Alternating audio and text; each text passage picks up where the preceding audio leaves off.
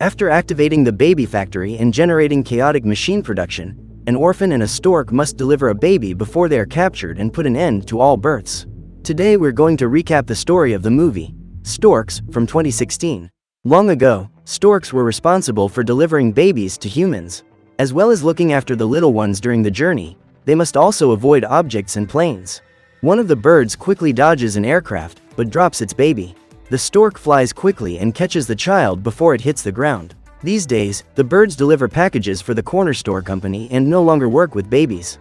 After beating the company's sales target, a stork called Junior invites his co-workers to celebrate, but they all have family commitments. Junior is summoned by the boss of the corner store. Upon entering the room, the bird discovers that he will be appointed the leader, as his old one will become the president of the company. However, there's a problem he has to solve first. A long time ago, a bird called Jasper went mad and tried to capture the orphan Tulip. During the confusion, he let his device break and so lost the baby's address. As a result, the child had to grow up among the birds, and after this incident the company no longer delivered children. However, Tulip has turned 18 and Junior must fire her to get her back to Earth. The bird finds her at the company and she is about to test a flight device she has created for her companions. Tulip gets ready and starts to float, but the rooster Douglas decides to venture out.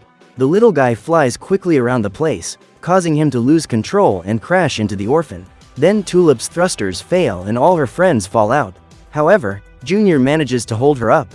On the other hand, a handle built into the girl's equipment cushions her fall. The device continues flying and climbs to the ceiling, where it rests on a lamp. Then the equipment falls and is sucked up by one of the machines, which causes a fire in the whole company. Later, Hunter shows the graph of the orphan's activity in the company in order to encourage Junior to fire her. The bird tries to talk to Tulip, but she thanks him for wishing her a happy birthday. So Junior decides to put her in another department of the company, as head of letter sorting. One of the rules of the job is to never leave the card room, which is completely empty. After a while, the young woman starts playing various characters to entertain herself. Meanwhile on Earth, a little boy hides in a stealthy way while talking to someone on the radio. He asks his companion to attack him, but no one answers, so he goes after his toys. Suddenly, a light comes on and the child asks his parents to play with him, and the couple say they need to finish their work. The boy waits, but the family leaves the office and even then they don't forget their work, because the family motto is never stop. Nate Gardner wants a brother, but his parents don't want it. Upon entering the basement of his house, the boy discovers that in order to have a baby, he has to write a letter to a stork. The letter travels for a long time and crosses several oceans until it reaches a very old stork, who takes it to the corner store, where Tulip receives it. The orphan decides to deliver the baby, and Junior receives an alert that the factory has been activated. The alert is mirrored by all the servers on site, but the stork manages to deactivate the sirens before the boss notices. When Junior arrives at the department, Tulip puts the letter in the baby factory, which activates the equipment. The bird desperately tries to deactivate the machine. However, the emergency button is between several gears. He manages to turn it off, but injures his wing in the process. Even after turning off the devices, they realize that a baby has already been born inside a capsule. The pair try to hide the child as they run away. They close the elevator before anyone gets in, but Pigeon puts his foot on the elevator sensor so the door doesn't close. Nevertheless, the pair manage to divert Pigeon's attention and escape with the capsule as quickly as possible. Tulip tries to open the capsule to see the baby, but Junior won't let her do it, as she might be enchanted. He decides to take the package to the Gardner family, but his broken wing prevents him from flying. Faced with the situation, the bird realizes that there is a ship on the spot and encourages Tulip to fly it. After the pair get into the vehicle, it heads towards the ground, but the girl activates the autopilot before it hits the ground. On the other hand, they didn't realize that Jasper the stork was on the prowl waiting to meet the baby he had fallen in love with years ago. On Earth, Nate takes various things to the yard, so his father discovers that he is preparing the house for the arrival of the child, even though the man says that storks no longer do this kind of work. At the company, Pigeon realizes that there is baby powder in the old factory, and activates his aircraft to chase down the clues. At the same time, Tulip insists on knowing why Junior wants to become boss. He doesn't have an answer and gets angry with her, which causes the girl to fall out of the plane, but she manages to hold on and returns to the ship. Suddenly, the baby starts crying and a maternal instinct is activated in the orphan, who tries to open the capsule in any way she can, which causes the plane to lose control and head towards the snowy ground. The pair notice that the child is very quiet, so they decide to open the capsule quickly, and at that moment they are enchanted by its cuteness. Junior and Tulip argue because the girl caused the plane to crash, so the stork decides to deliver the baby alone. The orphan begs him to come back, but is ignored. During the journey, Junior is surrounded by a pack of wolves in the middle of a storm, and the animals cause him to faint with a blow to the head. When he wakes up, the bird realizes that he is tied upside down next to Tulip, and the wolves gather around the baby, as they intend to serve him for dinner. However, when the child smiles at the animals, they are enchanted by her and can't bring themselves to eat her. The wolves just pet and lick her face, so they decide that the baby is now part of the pack. Noticing that the baby laughs when the animals hit each other, Tulip strikes Junior several times. As soon as she stops, the wolves get angry and release them to make the baby laugh even more. The orphan strikes the bird several times, then the animals hand her an even bigger stick to use as a weapon. The girl lands a powerful blow on the alpha wolf and captures the baby once again. They frantically flee the scene. After crossing a fragile bridge, the structure breaks and the wolves are trapped on the other side, but they make a bridge with their own bodies and some of them manage to get over the precipice.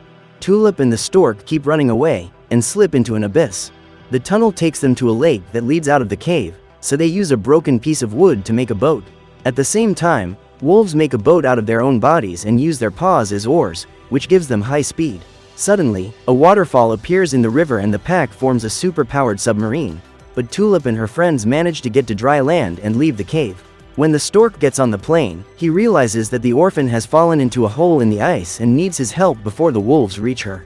One of the animals approaches quickly and is about to bite her, but Junior pulls her away. The two then board the aircraft, but for it to take off it has to fall over the cliff. After Tulip pushes the machine, they fall at high speed into the sea, but an inflatable dinghy cushions the collision against the water. At that moment, the wolves try to form an airplane with their own bodies, but the formation goes wrong and they fall into the sea. As a result, Junior and his team manage to flee the scene at top speed. At the Gardner family home, Mother Sarah comes across father and son painting the roof in order to mark the location of the house for the arrival of the baby. Henry Gardner believes that this is the best moment he's ever had with his son, because he's feeling like a father again. The man manages to convince his wife to go up on the roof too, and she uses a sledgehammer to break the chimney. On the boat, Tulip tries to sing to entertain the baby, but she makes a crying face. So the bird clowns around and the child smiles. Suddenly, Junior jumps the boat because he thinks they might be camping there. At the same time, the pigeon Toady investigates the site of Tulip's plane crash. In order to find out what the pair are up to, he questions various animals, such as a monkey and a snow rabbit. Later, Tulip braids Junior's feathers and confesses that she built the plane to fulfill her dream of meeting her parents one day. For this reason, she keeps a piece of Jasper's GPS device to this day, because she believes that if she has the rest of the equipment, she can find her family's location. Later, the baby wakes up in the middle of the night and the two of them try to get her to sleep, as if they were a real family. However, they don't realize that the pigeon is watching them from afar. Soon afterwards, Pigeon goes to the head of the company to tell him everything he has discovered, so Hunter appoints him as the new foreman in place of Junior. What's more, the boss tells them that they need to come up with a plan to stop the package from being delivered. The next day, Junior and Tulip wake up early to travel and all the way try to feed the baby, who refuses any food. At the Gardner family home, Nate's parents are preparing for the arrival of their new baby. Together, Henry, Sarah and their son produce an amusement park around the house, without realizing that the baby's arrival is bringing the family together once again. Junior and his friends are heading for a cargo ship, but they don't realize that the delivery address has been changed by Hunter. They stealthily approach the boat, then the baby starts crying and the guards are alerted. What's more, the child wants to be held by Junior, who doesn't know what to do. The orphan puts her in the bird's arms, so that the baby calms down before the security guards find them. The ship starts to leave, but the group is surprised by the pack, who form a van out of their own bodies and capture the child. Worried about the baby, the animals slow down and Tulip manages to catch the baby safely. They reach the last room of the cargo shed, which Tulip walks through in a strange way. At the same moment, Junior realizes that the girl was dodging the dozens of glasses in the room, which he can't see. Faced with this situation, he decides to hold the door so that the wolves can't get in, but the orphan girl encourages him to go ahead and shows him the way without any glasses. Still, Junior hits the invisible walls several times, while the wolves get closer and closer, until the bird reaches the other side of the room. The wild wolves manage to surround them, but Jasper appears and screams madly. He attacks all the animals, then captures Tulip and the stork and carries them to the other side of the ship. At that moment, the crazy bird says that he has spent his whole life putting together the pieces of Tulip's GPS, because he was enchanted by her from the first moment he saw her. The girl puts together the other half of the device that was with her, and thus gets the map to her real home. The young woman says she can now go back to her real family, and this hurts Junior, as he believed he was her family. In this way, he admits that he should have fired her when he had the chance, because none of this would have happened. Jasper and the orphan follow the GPS to the address. When they arrive, Tulip stops in front of the house and approaches slowly, but gives up before ringing the doorbell. At the same time, Junior rings the doorbell of the Gardner house, but realizes that it's actually his boss who's waiting for him, who fires him in the same second. Hunter's henchmen then capture the baby. What's more, they tie Junior up and lock him inside the house. Meanwhile, the Gardner family receives the police on their doorstep. The officer asks the family to dismantle the structure around the house to attract the attention of the Storks, as it is all illegal. At the same moment, Nate is sad because he won't be getting his little brother anymore. He starts dismantling the decorations himself, but his mother comforts him. Tulip finds the false address and finds Junior tied up. In a few seconds, the girl hatches a plan. She does some shopping and uses the delivery system to get to the corner store quickly, without the two of them being noticed. On the other hand, the company building is full of birds, as the world's largest stork convention is taking place. On the other side of the crowd, Junior and Tulip notice that the baby is being taken by Hunter in an elevator. The pair then steal a box costume from one of the birds to get through the crowd unnoticed. The penguins who work for the boss try to get the baby to sleep, but are surprised by Junior and the orphan. They start fighting quietly so as not to wake the baby, and the stork throws one of the penguins away, so one of them runs to cushion the other's fall with a box. Junior is stabbed by a fork, which causes a lot of pain, but he manages to hold back his scream and throws the weapon back at the penguin who attacked him. Tulip and the stork threaten to throw a bunch of bells into the air, which causes all the opponents to pick up the objects and get distracted, so the pair manage to capture the baby by stealth. Douglin takes a rocket backpack to Junior and the orphan, but no one notices that the baby has started to wake up. The child cries in the middle of the lecture, and this alerts everyone in the place, so the guards remove the duo's disguise and realize that there is a baby between them. The group is surrounded by birds, but threatens to put a letter in the factory to produce a baby. Hunter tries to negotiate with Junior for a managerial position, but he uses the machine to send thousands of letters instead of just one, so the equipment will produce 1 million children. The machine starts releasing stronger and stronger rays, and a blonde baby appears in the production area. It falls onto a cushion and is then thrown straight into a diaper.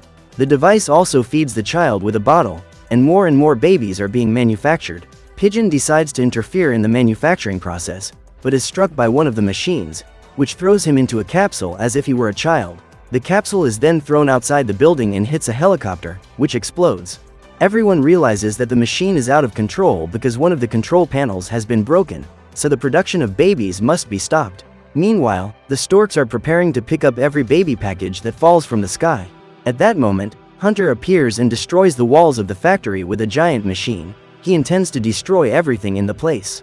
One of the equipment's claws prepares to attack, but the baby manages to grab the control panel of the giant machine, pressing all the buttons and making the vehicle shake up and down. As a result, the machine falls off the building and gets tangled up in some wires that are holding it in the air, but they start to snap and Hunter desperately tries to escape. The boss notices that one of his employees lands on one of the supports, causing the structure to sway. In a few seconds, hundreds of birds appear and a group of them use a shell to hit the bolt that holds the machine, so that it escapes and falls from the sky. What's more, the entire company building collapses, and the evil bird uses the machine's claw to pull the structure Tulip and Junior were in, which causes them to fall together. However, Junior comes flying out of the clouds and takes the orphan and the baby with him. Then he comes across the hundreds of babies that have been made, so the bird says that he must be the boss, because the stork's true vocation is to deliver children to their families. Pigeon also appears in the crowd with a bruised face. After a while, several birds get together and carry babies all over the world. When Nate Gardner realizes that the stork delivery service is back in business, he reassembles the structure of his house. Tulip and Junior go there and deliver the boy's little sister, who is the baby that has been traveling with them all this time. Junior is very sad to leave her with another family, but he thinks about the future the child will have with the humans, so he says goodbye to her. Nate complains because he wanted a brother, not a girl. Even so, he tries to give the bottle to the girl, who kicks the object away, which impresses young Gardner. Tulip goes to her real parents' house once again, and all the storks and the pack encourage her to keep going. When she opens the door, She meets a giant family who welcome her with open arms. So what did you think of this movie? Leave it in the comments below. And if you liked the video, like and subscribe for more movie recaps. See you next time.